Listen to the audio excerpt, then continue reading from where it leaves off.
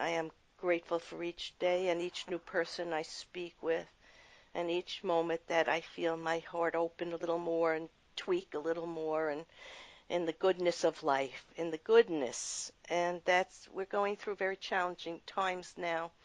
But those of us who are Yes. aware of what we're talking about here have got to keep our heart opening to the goodness, because that's really what we are. We are the compassion and love of an eternal creative force of energy and life. So, what were the tools he gave us to help us with our physical life?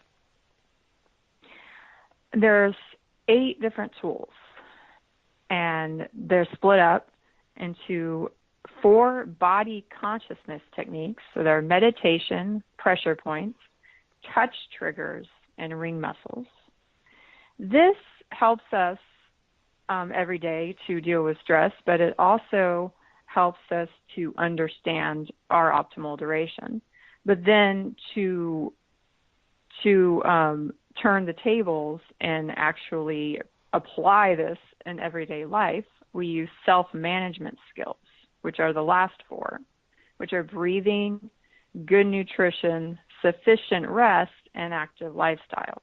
Because without the self-management skills, we cannot reach our full potential, and we cannot reach, our optimal duration of existence.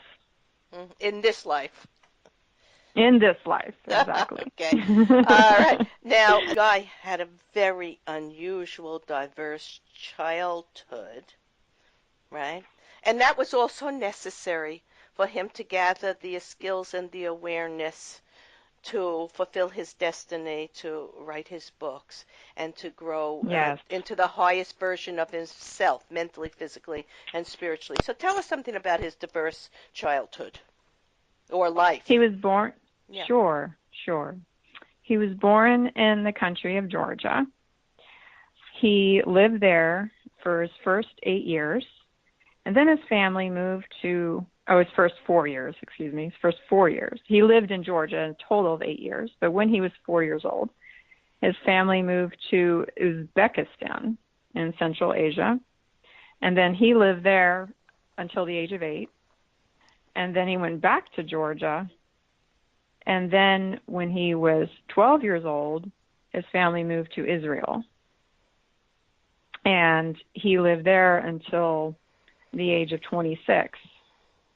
And so he had a very eclectic childhood. Yeah, he was born into so many different experiences. Right. He was born into a Jewish family, lived in a Muslim country, and then in predominantly Christian societies, and never really felt part of any religion, but always, I remember him saying this to me in our last show together, always felt at one with God. And so he understood that life kept flowing and life went on no matter the challenges we sometimes had to face. Now, I also know he had several near-death experiences, which also determined his focus on what was really important in the way he wanted to live his life. So tell us something about that. Sure. When he was a teenager, he was just 19 years old. He had a near-death experience, a motorcycle accident, and he was nearly ran over. And it was by seconds that his life was saved. So that was his first. So his second, what he called brush with physical death, was in 2007 when he underwent back surgery. He had to have surgery because a disc fragment in his lower back, he broke off the edge of a vertebra, and it lodged itself in the nerve canal, which means that every time he attempted to move his limbs, every time he attempted, to walk, the bone chip in the spinal canal would touch the nerve endings, and it was excruciating painful. He couldn't sit, stand, walk, or move his body without debilitating pain. It nearly killed him. So he went through back surgery, and that saved his life, and it was another 2 years before he truly physically was able to get back to his normal physical state and recover from that. And so that I was, know he was a runner. So yes. is that how the injury happened, or over time? Was it from his? He didn't really specify really to himself or to me what the reason for the back surgery was. I mean, the reason for the back surgery, but was obvious. It was the disc fragment. But he wasn't the sure where reason it came from. Yeah. He wasn't sure exactly where it came from. It could have been a mixture of running for many years or being in the Army and jumping out of airplanes. And I think that when he was younger, he was a little reckless, and I think over time it took a toll on his body. But those experiences really knocked him to his core, and he decided that he really needed to take care of himself fully for the rest of his life and really be mindful. And he did. Of his decisions. And he did. He absolutely did. I know he had a great, joyful expression of energy when I spoke with him, so he did. Oh, he did. He did. Yes. But let's go on to, there are many important character traits that go into making a successful life, including creativity, discipline, faith, judgment, and courage. Different individuals have different needs, so there's no one side that's going to fit all strategies. But they're all, we know, essential aids to our healthiest life. And one of them that was spoken about in the book that's very important is the breath.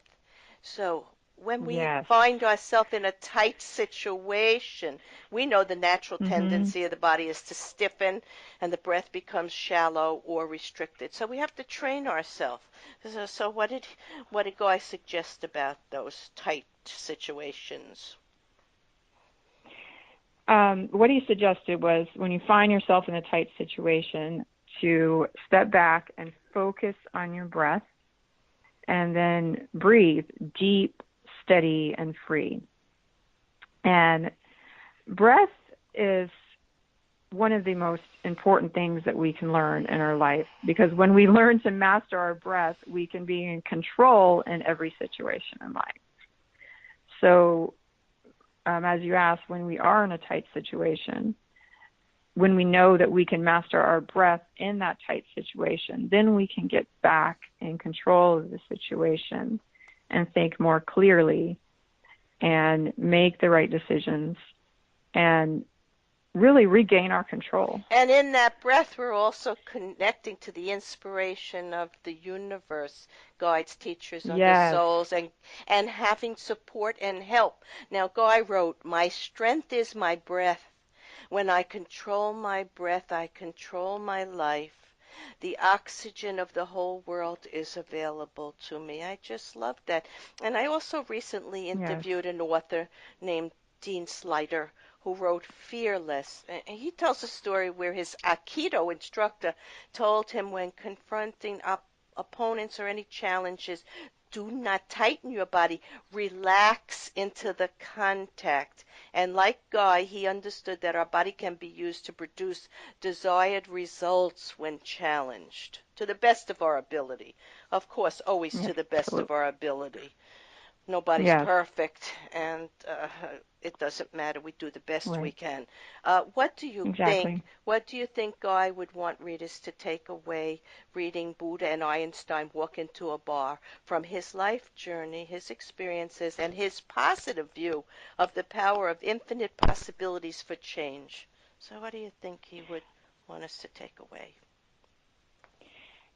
He would want readers to realize that they can live their best life, that regardless of their past, regardless of their childhood or anything that's happened to them, or their beliefs that they think that they're stuck with because of their past, that they can break free from negative beliefs and they can live their best life.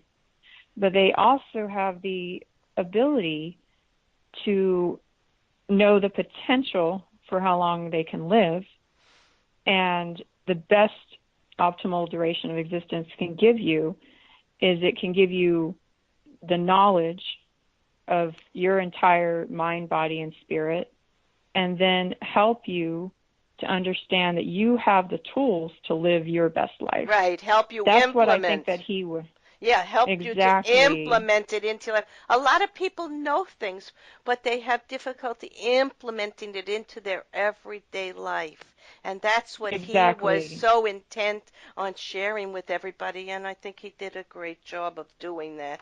So Yes. Yes, uh, he did. yeah, I want to thank you, Teresa Mishler, for sharing Guy Joseph Ailes' new book, Buddha and Einstein Walk into a Bar, and his amazing life story of courage, compassion, love, and an energy that moved with intelligence and purpose, much like universal or divine energy that holds the answers to all life's unfolding mysteries. To read and purchase this book and gain greater awareness of consciousness, self-healing, and transcendence, go to lifespanseminar.com or amazon.com. In summarizing today's episode of Healing from Within, I thank Guy for being on my show previously and for sharing the amazing sparkle and delight of his energy and his enthusiasm to share the truth of our eternal, often unrealized life force, which can bring progress and help us live with courage, with dignity, and with purpose as we continue to learn more about who we are and where we come from. When Guy asked me to write an endorsement for his new book, I was delighted because I know Spirit brings us together with members of our soul group. And in these interactions, both parties are enriched and allowed to be comfortable and share their true soul expressions. I never personally met Guy, but I so enjoyed our time together on the air and remember him fondly, along with a profound awareness that there is no time and space, only energy connecting with energy of similar vibration and love. Guy wrote, "We know hatred and we prefer love. We know strife and we prefer peace. We know chaos and we choose order. We know loneliness and we prefer the company of loved ones. These are not negligible things. These are the building blocks of a good and meaningful life. It is good to remember that our thoughts affect our genes and not the other way around. You don't need to see yourself as declining in health as you age. Rather, you're making choices that enable you to be the best version of yourself at every age.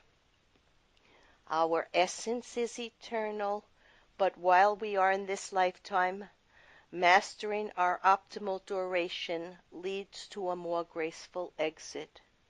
Thank you, Guy, for sharing your amazing energy from Spirit with us, and I am aware that you and all the gifted guides above are working with us to improve society, humanity, and evolution at this very challenging time in world history.